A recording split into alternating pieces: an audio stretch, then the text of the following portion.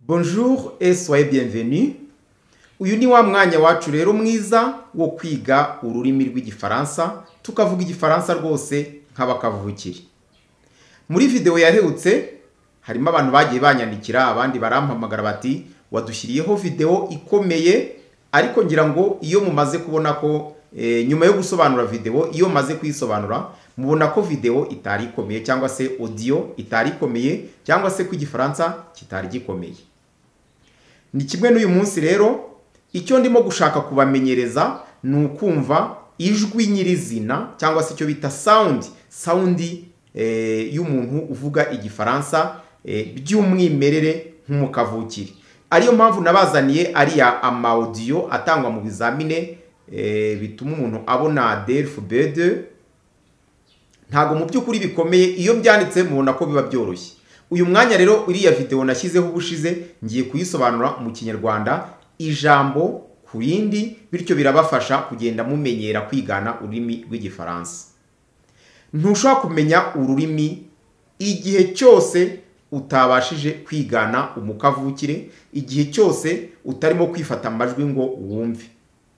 Urarwana nabyo bikakugora mu mizo ya mbere, ukongera mu mizo ya kabiri, ariko buriya urugero nko muri iyi text abantu bavuga bati, akavuga nk'ijambo yarangiza akavuga ati c'est bien non, c'est bien oui, undi ati oui, oui. Utu tugambo twose duto uburyo yitsa biba bikenewe ko ubyumva ukumva umu-native cyangwa se umukavukire mu rurimi, bityo bigatuma ugira amélioration ya prononciation, amélioration ya accent, ukavuga neza ururimi. Ntago rero bikomeye, ni wowe ugiye gufata umwanya wawe ukabanza ukumva ibisobanuro kandi ukandika ibisobanuro mu ikayi, n'umwandiko ukawandika peu importe, tutitaye ku mwanya biri bugufate. Iyo urangije kwiga isomo rimwe mba nateguye cyane muri aya masomo yo kuvuga, uba ukoze akazi kanini cyane. Isomo uba wize cyane ko uba uri umwe, aba ari isomo aramutse ari abantu 30 wabigisha mu gihe cy'ibyumweru 2. Urumva akazi kose uba ukoze, wowe ukabyiga mu gihe cy'iminota 40 cyangwa 30.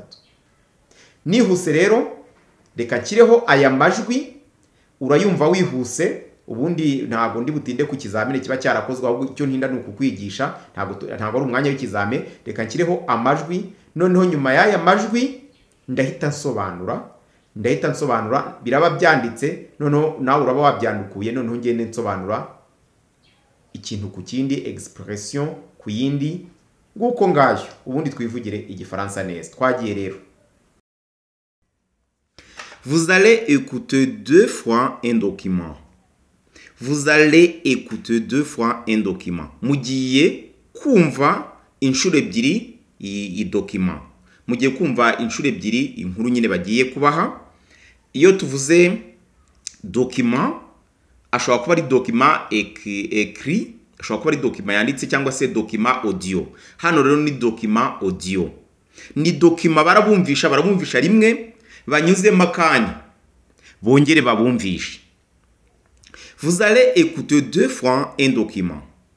Vous écoutez une émission à la radio.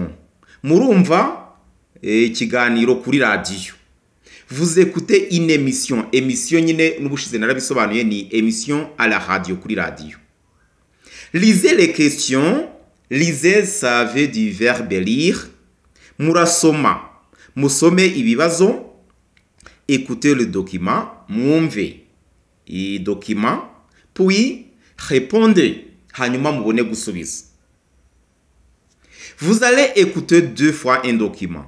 Vous écoutez une émission à la radio, lisez les questions, écoutez le document, puis répondez. Nongera kubibutsa, hari abantu bagiye banyandikira ko i audio yari ikomeye. Ntago audio iba ikomeye iyo utimenyereje kumva zino audio zivuzwe na bakavukire. Ni yavuze bonjour utayimenyereye ubwabyo wumva bigutunguye, ntago ubyumva. Abantu bari mu bihugu bikoresha igifaransa mwe murabizi, utega amatwi ukumva barimo kujujura gusa bikagucanga, kandi amagambo menshi usanzwe uyazi. Ariyo mpamvu ngira ngo mbafashe tugendane. Mu gihe nkumvishije iyi dokima yavuzwe n'umukavukire, ugomba kuyumva ukabanza ukumva ko hari icyo wumvamo, ukabanza ukagerageza, warangiza noneho nkagendana nawe, nkavuga ugasubiramo, nkavuga ugasubiramo, ukaza kugenda buke buke wifata amajwi kugeza ubwo nawe uri bubashe kuvuga wigana nk'umukavukire. Nuko biga ururimi. N'abatindiye rero, reka duhere nonaha twumve, noneho turabanza twongere tumwumve, noneho nyuma mbone gusoma, uko nsoma nsobanura nanabasubirishamo, namwe muze gufata umwanya wo kwifata audio. Reka rero dufate uyu mwanya dutega amatwi. N'akadokima ni gato cyane, ni kagufi, reka tugatega amatwi.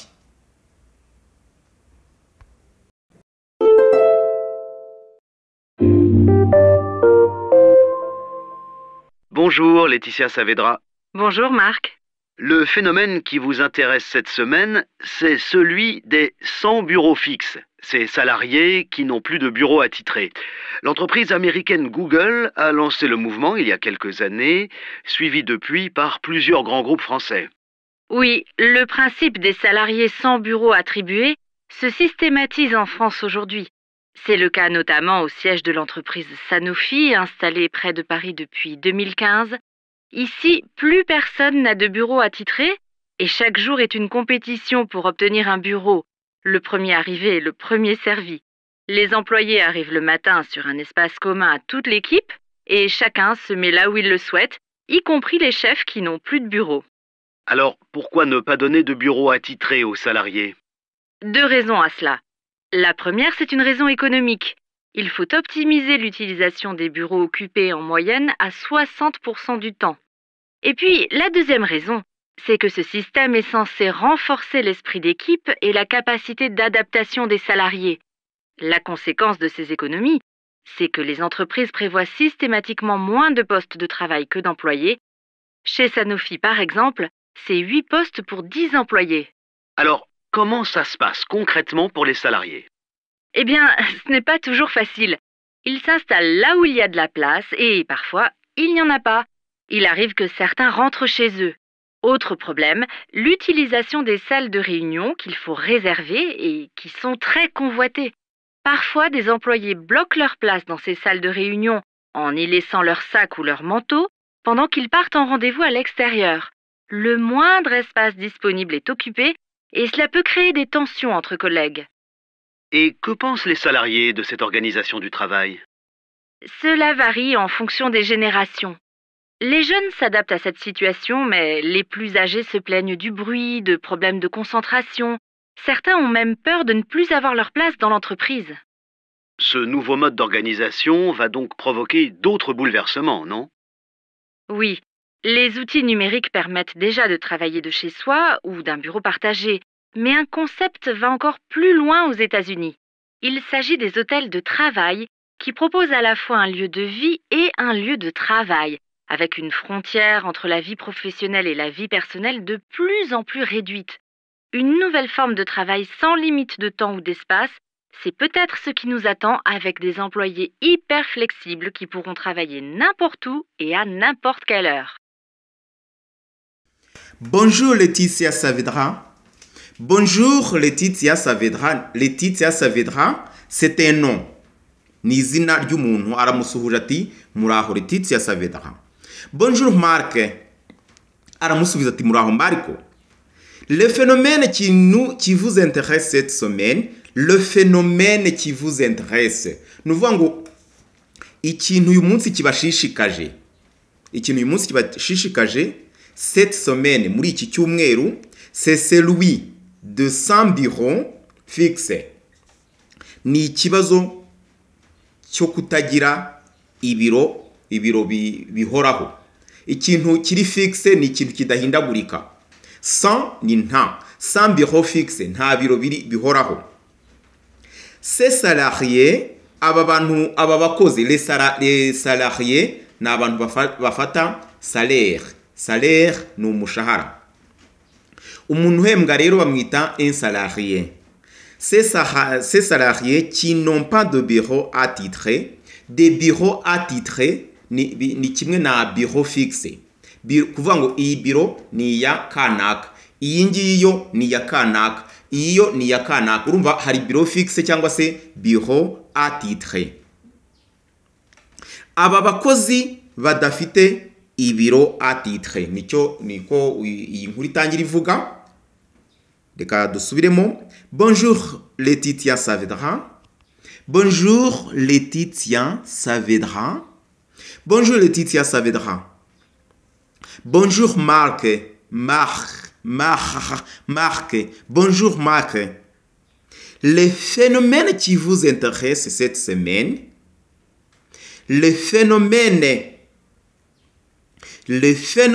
qui vous intéressent cette semaine. C'est celui de. C'est celui de sans bureau fixe. C'est celui de sans bureau fixe. Ces salariés qui n'ont pas de bureau attitré. Ces salariés qui n'ont pas de bureau attitré. Ces salariés qui n'ont pas de bureau attitré. Bonjour Laetitia Saavedra. Bonjour Marc. Le phénomène qui vous intéresse cette semaine, c'est celui de sans bureau fixe. Ces salariés qui n'ont pas de bureau attitré. Murakomeza musubiremo kugeza ubwo ubivuga nkuko nawe yabivuze. Bonjour Laetitia Saavedra. Bonjour Marc. Le phénomène qui vous intéresse cette semaine, c'est celui de sans bureau fixe. Ces salariés n'ont pas de bureau attitré. L'entreprise américaine Google, entreprise ni nka company ni nk'uruganda. Uruganda rwa américaine cy'Amerika, uruganda ny'Amerika Google a lancé le mouvement. Yatanze ibigomba kugenderwaho. A lancé le mouvement il y a quelques années. Yatanze nta nubwo hashize imyaka. Il y a quelques années, suivi depuis par plusieurs grands groupes français.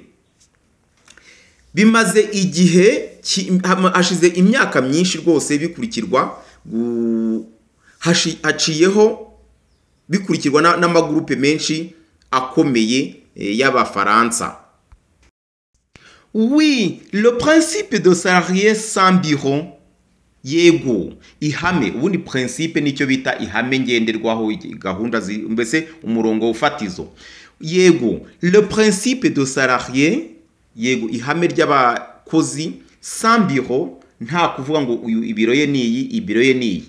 Mureke uyu mwandiko tusohane neza, muraza kumva neza, muraza kubona ko utarukomeye. Yego nibyo, ihame ry'abakozi batagira ibiro. Ok, vous allez répéter. L'entreprise américaine, l'entreprise américaine Google a lancé le mouvement. Il y a quelques années, suivi depuis par plusieurs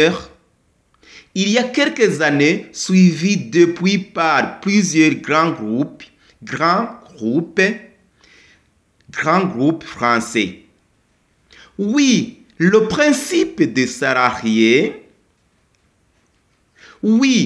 principe de salarié sans bureau, sans bureau. Vous allez répéter encore. L'entreprise américaine Google a lancé le mouvement il y a quelques années, suivi depuis par plusieurs grands groupes français. Oui, le principe de salarié sans bureau. L'entreprise américaine Google a lancé le mouvement il y a quelques années, suivi depuis par plusieurs grands groupes français. Oui, le principe de salarié sans bureau. Le principe de salarié sans bureau se systématise en France aujourd'hui. Nous voyons iryo hame ry'abakozi batagira ibiro ryabaye system ubundi ni uruhererekane. Iyo bavuze system, kimwe kirarangira ikindi kigakomeza. Numva ngo ikigo kimwe cyagiye kibikora ikindi kikabikora, biba system, biba mbese ikintu cyubakitse gutyo. se systématise en France aujourd'hui. Byagiye muri système, byariyubatse mu Bufaransa bw'uyu munsi. C'est le cas notamment aha twavuga. C'est le cas notamment aha twavuga cyane notamment by'umwihariko au siège. Siège ni icyicaro gikuru. Au siège ni mu byongereza byo bita headquarter. Au siège de l'entreprise Sanofi twavuga cyane ku biro bikuru bya entreprise by'uruganda rwitwa Sanofi installé près de Paris, ruri installé cyangwa se rukorera hafi ya Paris. Paris ni umurwa mukuru w'Ubufaransa depuis 2015, guhera muri 2015. Ici plus personne n'a de bureau. Hano plus personne, nta muntu numwe n'impakanyi, plus personne, nta muntu numwe wabona n'a de bureau, ufite bureau attitré. Bureau attitré, c'est comme bureau fixe. Nta muntu numwe ufite ibiro bye. Et chacun kandi buri umwe. Le principe de salarié sans bureau fixe se systématise en France aujourd'hui. Se systématise, vous allez répéter, se systématise en France aujourd'hui. C'est le cas notamment au siège de l'entreprise. C'est le cas notamment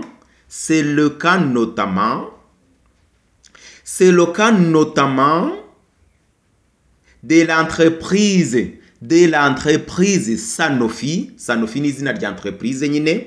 Installé près de Paris. Près de Paris. Depuis 2015. Ici, plus personne. Ici, plus personne n'a de bureau attitré. Et chacun se systématise en France aujourd'hui. C'est le cas notamment au siège de l'entreprise Sanofi installée près de Paris depuis 2015. Ici, plus personne n'a de bureau attitré et chacun est une compétition. Compétition na marushanwa. Et chacun, kuri umwe abari mu marushanwa pour obtenir un bureau. Kugira ngo abone bureau. Obtenir ni ukubona. Je obtiens, tu obtiens, il obtient, nous obtenons, vous obtenez, ils obtiennent. Pour obtenir un bureau. Buri wese abari mu marushanwa, abari mu masiganwa, baba batanguranwa mbese kugira ngo abone ibiro. Le premier arrivé, le premier servi. Le premier arrivé. Ni ukuvuga ngo uwa mbere uje, le premier servi niwe uhita ubona biro. Mu cyongereza nibyo bita first come, first served. First come, first served. Uwa mbere uje niwe uba servi imbere. Les employés arrivent le matin. Abakozi, les employés n'abakozi. Les employés arrivent le matin sur un espace commun. Abakozi bose baraza mu mwanya rusange. Espace ni umwanya. Sur un espace commun. Commun ni ikintu gihuriweho. Urugero iyo tuvuze transport commun ni ukugenda muri ariya mabisi ari rusange. Cyangwa se transport spécial ubwo ufite icyawe bwite. Un espace commun ni umwanya uhuriweho mu masale. À toute l'équipe, un espace commun à toute l'équipe, umwanya rusange ku ikipe zose. Et chacun kandi buri umwe, nous allons répéter, est une compétition pour obtenir un bureau. Est une compétition pour obtenir un bureau. Est une compétition pour obtenir un bureau. Le premier arrivé, les premiers arrivés, les premiers servis. Les premiers servis. Les employés arrivent le matin sur un espace commun. Les employés arrivent le matin sur un espace commun à toute l'équipe et chacun, ntabwo ari hano ugomba gusoma neza, c'est pas chacun, chacun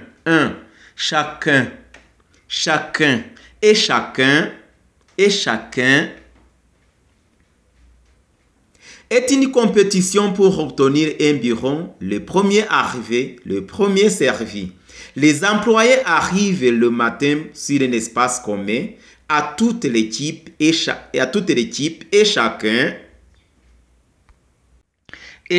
se met là où il le souhaite.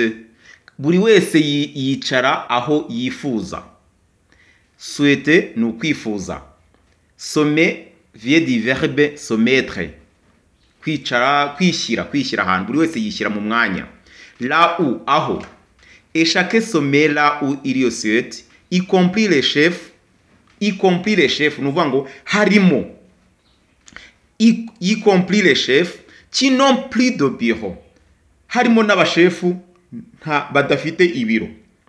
Ni ukuvuga ngo n'abashefu bose nta n'umwe ufite ibiro. Ni system yashyizweho yuko buri wese nta n'umwe ugira ibiro. No kuyinkuru itubwira.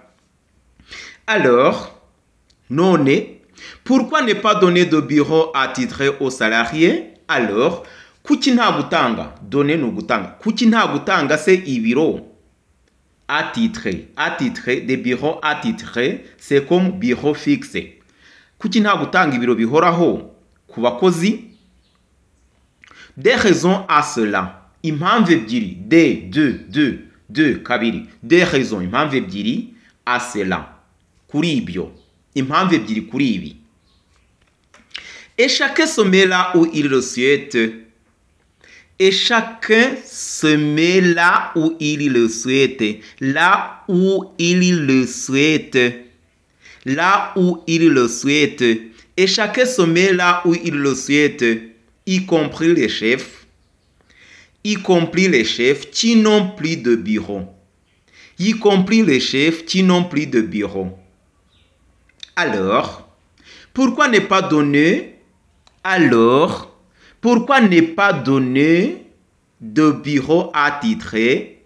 Pourquoi ne pas donner de bureau attitré aux salariés? Deux raisons, Des raisons à cela.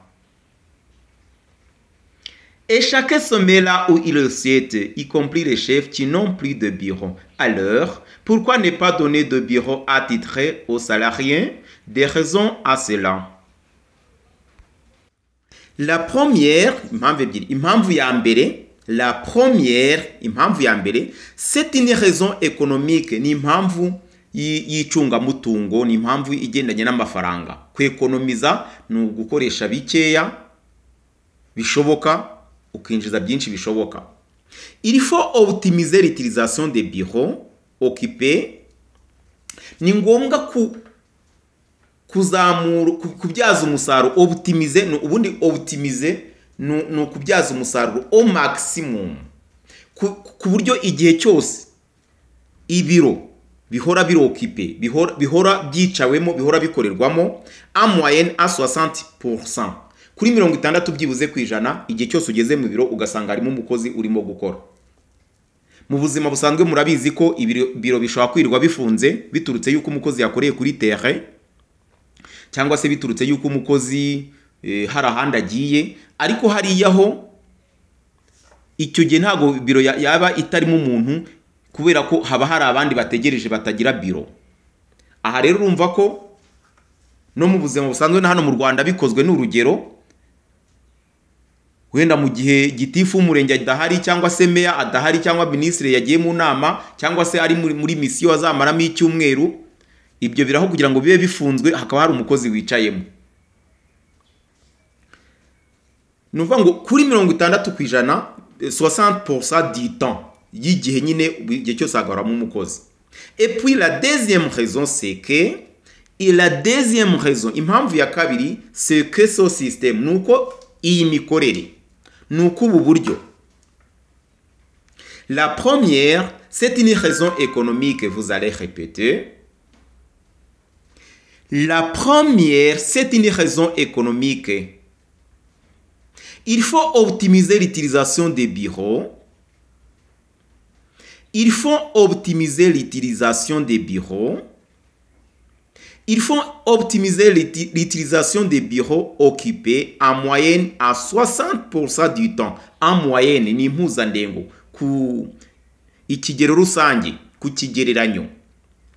Et puis la deuxième raison, c'est que ce système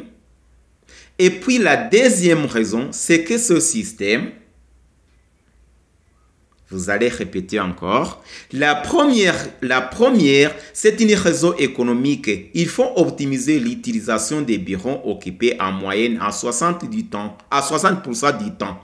Et puis, la deuxième raison, c'est que ce système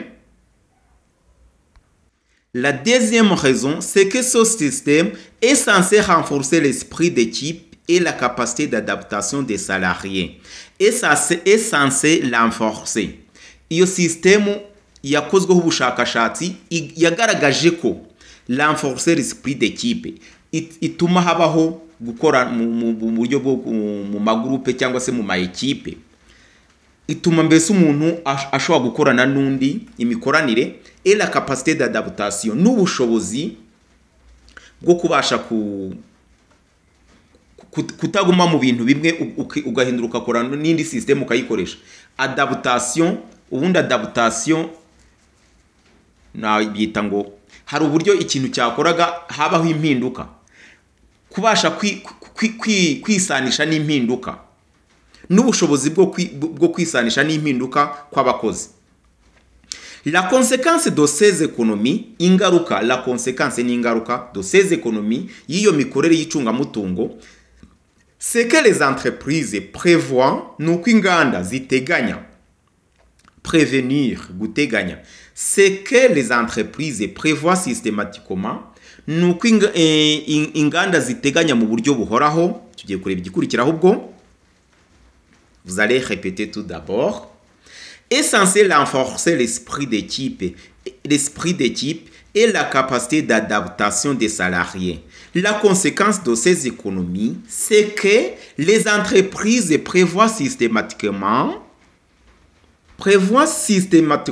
moins de postes de travail que l'employé. Nuvuga ngo inganda ziteganya moins de postes, imyanya mike y'akazi ku bakozi bateganyijwe. Moins de postes de travail que les employés ku bakozi. Chez Sanofi par exemple, kuri iyi campagne y'entreprise bita Sanofi, niho bagiye gutanga urugero, c'est 8 postes pour 10 employés. Hari amaposte, hari imyanya 8 kandi abakozi bagomba kuba 10. Murumva icyo kintu? Alors, comment ça se passe concrètement pour les salariés? None subwo. Alors, comment ça se passe? Bigenda bite? Concrètement, bigenda bite mu buryo bufatika ku bakozi? Concret ni ikintu gifatika. Ikinyura cy'ijambo concret c'est abstrait. Abstrait ni ikintu kiri mu cyuka, ikintu kiri mu kirere, ikintu utabona. Un objet concret ni ikintu wakoraho. Un objet abstrait ni ikintu utagaragaza gutya. Urugero, nk'iyo tuvuze ngo Dieu c'est concret ou Dieu c'est abstrait. Dieu mu by'ukuri ni abstrait, ntabwo igaragara. Urayivuga ariko ntuyikoraho. Wavuga un homme, umuntu, c'est concret. Hano rero baravuga ngo alors, comment ça se passe concrètement pour les salariés? Vous allez répéter. Moins de postes de travail que l'employé. Chez Sanofi par exemple, c'est 8 postes pour 10 employés. Alors, comment ça se passe concrètement pour les salariés? Eh bien, n'est pas toujours facile. Eh bien, nibyo, n'est pas toujours. Ntago igihe cyose ibyo bintu byoroshye. Toujours ni ibintu nibyiteka. Ntago ibyo bintu byoroshye. Facile ni byoroshye. Eh bien, n'est pas toujours facile. Il s'installe là, biinstalla. Biinstalla iryo jambo ryagiye mu Kinyarwanda dukoresha ngo kwiinstalla. Il s'installe là où il y a de la place. Bajya hari umwanya, ahari umwanya, et parfois rimwe na rimwe il n'y en a pas, hari igihe uwo mwanya uba utanahari. Eh bien, n'est pas toujours facile. Il s'installe là où il y a de la place et parfois il n'y en a pas. Yego nibyo ntago gihe cyose byoroha. Bajya aho babonye hari umwanya, rimwe na rimwe nta mwanya uhari. Il arrive que certains l'entrent chez eux. Hari igihe biba que certains bamwe l'entrent bagataha. L'entrée ni ugutaha, chez eux bataha iwabo. L'autre problème, l'utilisation des salles. Ikindi kibazo, problème ni ikibazo, l'utilisation des salles, ikoreshwa ry'amasale. Ikoreshwa sale ni kwa kundi ufite nka no mu Kinyarwanda turabikoresha ngo sale y'inama, aho bakorera inama. A hall, icyumba kinini cyane, ibintu nk'ibyo. Eh bien, n'est pas toujours facile. Eh bien, n'est pas toujours facile. Il s'installe là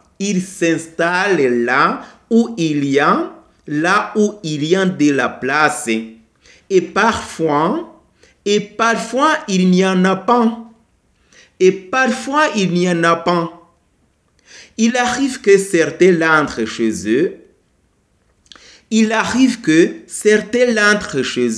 L'autre problème, l'utilisation des salles de réunion qu'il faut réserver.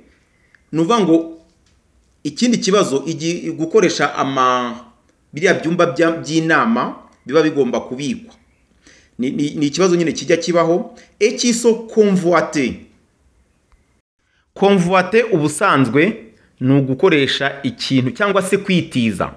Ni ugukoresha ikintu cy'undi ariko mu buryo ubundi butagombye kuba bityo. Urugero, mfite imodoka nayiparika nawe ugahita wicaramo ukayigendamo buri munsi, icyo gihe tuvuga ko dukonvuata imodoka. Tuyihuriyeho ariko urumva birajennye. Niba nari nambaye umwenda, nari nambaye ikote narikuramo nawe ukabura ryambaye. Nuvuga ngo hano bashatse kuvuga iki? Aya masale de réunion, ibi byumba byagenewe inama biba biri convoité, biba bikoreshwa mu buryo bese budakwiye. Parfois, des employés bloquent leur place. Parfois, rimwe na rimwe abakozi baboroka bafatira imyanya yabo dans ces salles de réunion, muri ibi byumba by'inama, en y laissant leur sac ou leur manteau. Bahasiga laissant, en y laissant. Laisser ni ugusiga. Bahasiga leur sac, udusakame twa tuni two mu ntoki cyangwa se ibikapu byabo, ou leur manteau cyangwa se ari amakote yabo. Manto ni rishobora kuba rino kote wifubika ry'imbeho, cyangwa se muri rusange ubona ko ikote umuntu aba yambaye mu kazi hari igihe arisiga mu biro. Hano rero nta biro umuntu aba afite, usanga rimwe na rimwe ugenda ukasiga muri iriya sare, kandi iriya sare hari igihe ikenerwa yaba inama yaba iki. Urumva ibyo ngibyo ni ikibazo bashatse kugaragaza. Salle de réunion qu'il faut réserver et qui sont convoitées. Parfois, des employés bloquent leur place dans ces salles de réunion en y laissant leur sac ou leur manteau. Nguko ngayo nyine. Pendant qu'ils partent en rendez-vous, basiga ziriya manto zabo n'amasake nyine mu gihe bagiye nko kuri rendez-vous. Muri rendez-vous bashobora kuba bafite gahunda runaka, bashobora kuba bagiye mu nama runaka, byose ni rendez-vous. Qu'ils partent en rendez-vous à l'extérieur. Le moindre espace disponible. Umwanya muto uboneka. Le moindre espace hano baravuga ngo umwanya muto uboneka, disponible kibonetse. Cyo bita available mu cyongereza. Le moindre espace disponible est occupé et cela peut créer des tensions entre collègues. Umwanya muto ubonetse, umuntu washomeraga nyine udafite biro ahita wicaramo, kandi ibyo bishobora gucreya tension entre collègues, bishobora gucreya amakimbirane hagati y'inshuti, hagati y'abantu bakorana, de collègues, abantu bakorana. Hanyuma iri jambo tension urabona nk'ubu ngubu iyo ukurikiye idokima nk'iyi ukayumva cyangwa se ukayisoma, ubundi ijambo tension mu buzima busanzwe rigira igisobanuro bitewe n'ahantu riri. Nk'iyo tuvuze ngo tension artérielle, artérielle ni ukuvuga ngo ni ugutera k'umutima. Noneho kubera ko hano udukurikije context, dukurikije inkuru birimo kuvugwamo, iyi tension iravuga amakimbirane. Niyo mpamvu buriya kugira ngo wumve ururimi iyo urukoresheje mu myandiko inyuranye ugasoma ukumva, bituma umenya igisobanuro cy'ijambo bitewe n'aho riri. Windi ndumva byumvikanye neza. Pendant qu'il part à rendez-vous à l'extérieur. Pendant mu gihe, pendant qu'il parte à rendez-vous à l'extérieur. Le moindre espace disponible est occupé. Le moindre espace disponible est occupé. Et cela peut créer des tensions entre collègues. Et cela peut créer des tensions entre collègues. Créer ni ukurema cyangwa se gutera. Ibi byatera amakimbirane hagati y'abantu bakorana. Urumva ngewe urumva harimo n'akajagari. Ikote ryanjye narisize muri sare, mukanya sare ndayikeneye, mukanya mpinduye biho, ni ibintu mbese harimo akajagari. Et que pensent les salariés de cette organisation? Et que pensent, ese abakozi b'iki kigo ibyo babitekerezaho iki? Les salariés de cette organisation, abakozi bari muri iyi système babifata bati? Cela varie en fonction des générations. Ibi bituruka ku kigero cy'imyaka. Génération ni abantu bari mu myaka, même génération ni abantu bari mu myaka imwe. Abarutanwa cyane tuvuga ko ubundi génération tuvuga ku myaka 30. Umuntu kurusha imyaka 30 burya ntago muba muri mu kigero kimwe. Aba rero génération ni ibigendanye n'imyaka. Les jeunes s'adaptent à cette situation. Abajene, abakiri bato bamenyera vuba iyi mikorere. Mais les plus âgés se plaignent du bruit. Ariko abakuze binubira urusaku. Et que pensent les salariés de cette organisation? Et que pensent les salariés de cette organisation? Cela varie en fonction des générations. Cela varie en fonction de générations. Les jeunes s'adaptent à cette situation. Les jeunes s'adaptent à cette situation. Mais les plus âgés se plaignent du bruit. Se plaigner, ça vient du verbe se prendre. Kwinuba, kurambirwa se. Les plus âgés se plaignent du bruit. De problèmes de concentration. Nuvuga ngo ikibazo cy'urusaku, concentration, kwa kundi uri ku kintu ukirinda ko hagira ikintu kikuderanje. Iyo ukurikiye ikintu kimwe nibyo bita concentration. Cyangwa se ushobora kuvuga uti je vais concentrer la force dans le bras. Ukarega akaboko nyine ugaragaza ko gafitemo imbaraga. Hari habyimbare niho uvuga ngo wakoze concentration. Problème de concentration. Certains ont même peur de ne plus avoir leur place dans l'entreprise. Certains, abandi ont même peur, bafite ubwoba de ne plus avoir yo kutagira imyanya yabo mu ruganda. Son nouveau mode d'organisation va donc provoquer iyo mikorere, son nouveau mode d'organisation, iyo mikorere, ubwo buryo bwo koorganiza va donc provoquer, ubwo bigiye guteza, tugiye kure icyo bigiye guteza, nous allons le répéter tout d'abord, de problèmes de concentration. Certains ont même peur de ne plus avoir leur place dans l'entreprise. Ce nouveau mode d'organisation va donc provoquer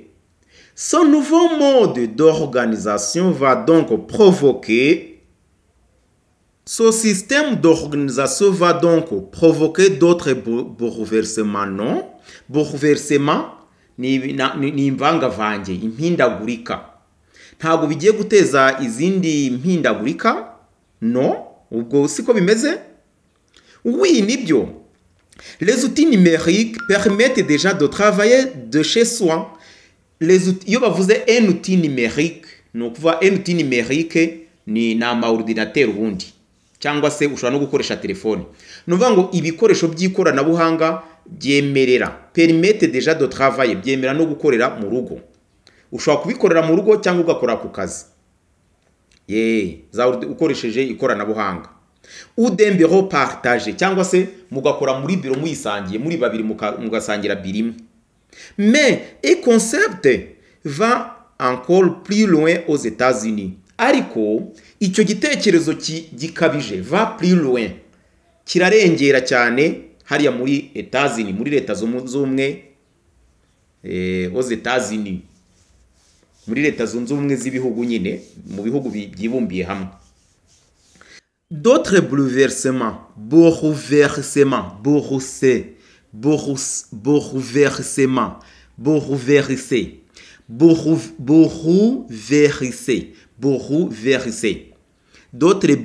bouleversements, non? Oui, les outils numériques permettent déjà de travailler de chez soi, ou d'un bureau partagé. Mais le concept va encore plus loin aux États-Unis. Il s'agit des auteurs de travail qui proposent à la fois un lien de vie et un lien de travail. Il s'agit des hôtels. Ni ukuvuga ngo na mahoteli y'akazi yasabye à la fois yasabye icyarimwe un lien de vie aho kuba un lien de travail naho gukorera kwa aho umuntu aba akaba ari naho akorera, avec une frontière entre la vie professionnelle et la vie personnelle de plus en plus. Ariko ubundi hagombye kuba umupaka, frontière n'umupaka hagati y'ubuzima bwo mu kazi n'ubuzima bwite. Il s'agit des auteurs de travail qui proposent à la fois un lien de vie et un lien de travail avec une frontière entre la vie professionnelle et la vie personnelle de plus en plus réduite. Nous voyons ubuzima bwo hagati y'akazi n'ubuzima bwite mbese bukaba ari nkaho ari ntabwo byose ukabivanga mu rugo ugakora hose. Une nouvelle forme de travail dans limite de temps, uburyo bushya, une nouvelle forme de travail, uburyo bushya bw'akazi dans limite de temps, mu gihe gito, mu mwanya muto, ou d'espace cyangwa se mu gihe gito no mu mwanya muto. C'est peut-être ce qui nous attend avec des employés hyper flexibles. Ni rwo rugendo, ce qui nous attend avec des employés hyper flexibles, n'abakozi batagora ubuzima. Flexible ni ikintu mbese gishoboka aho mujyanya akajyaho. Hyper birenze, umuntu mbese woroshya ubuzima cyane, hyper flexible, qui pourront travailler, ushobora gukora, qui pourront travailler, biracyakomeza. Une nouvelle forme de travail dans limite de temps ou d'espace, c'est peut-être ce qui nous attend avec des employés hyper flexibles qui pourront travailler, ushobora gukora, qui pourront travailler n'importe où et à n'importe quelle heure. N'importe où, ahariho hose, ahantu ahariho hose, cyangwa où et à n'importe quelle heure, n'isaha iyo ari yo yose. Iyo tuvuze n'importe où, ahantu ahari hose, n'importe comment, mu buryo bwari bwo bwose, n'importe quelle heure, isaha iyo ari yo yose, n'importe, ubwo iri jambo riranumvikana. Mu by'ukuri murumva ko iyi dokima iravuga ku mikorere mishya y'akazi yo kutagira ibiro, yaba abashefu, buri muntu wese uhageze mbere akaba ariwe wicara muri biro, mu ntego yo kugabanya umwanya wo gukoreramo amabiro agahora ari okipe, kandi nta kuvangura mu rugo ubuzima bwite n'ubuzima bw'akazi. Mwabonye ko rero uyu mwandiko kugira ngo utaba muremure cyane, ibibazo sinabisobanuye, reka mbisobanure muri video ikurikira iyi ngiyi, uhite nurangiza kureba iyi video ukanda mu yindi video urebe video ikurikiraho. Mwakoze rero kudukurikira, naho ubutaha ku bantu bifuza rwose kwiga kuvuga igifaransa, kucyumva, kukivuga neza, iyi niyo nzira nziza. Utibagiwe andi video twashyizeho, nta video nimwe uba ugomba gusiga inyuma. Umwitozo nuyu ukafata amajwi ukisubiramo, bityo uzisanga wamenye ururimi rw'igifaransa. Ku bantu bari mu bihugu byo hanze nyirango iyi prononciation irabashimisha yo kuvuga nk'abafaransa, namwe mubikoreho umwitozo kugira ngo mubashe gutsinda biriya bizame bya DELFU. Nta yindi nzira niyo kuvuga ukifata amajwi ugasubiramo kandi ugakoresha umwanya munini. Kubagira impungenge z'ibyo batumva mwaduhamagara cyangwa se mukatwandikira tukabafasha. Nongeye gusuza abantu bose bari mu mpande z'isi, hari abantu batwumva ndetse abenshi baratwandikira bakaduha comment. Nongeye gusuza abantu bari muri Amerika. Muri Amerika nta abantu benshi, Canada barahari benshi, ariko muri Amerika barahari bakeya. Mu bihugu byose by'isi buriya YouTube itwereka abantu badukurikiye, yewe itwereka ni imashini wakoresheje. Iyo wakoresheje computer, iyo wakoresheje telefone, iyo wakoresheje iki byose, iyo ngiye muri statistique YouTube iduha tous les détails z'uburyo warebye video zacu. Mwese rero ndabashimiye, mwakoze cyane, naho ubutaha. Merci de nous avoir suivis, à la prochaine occasion. Au revoir.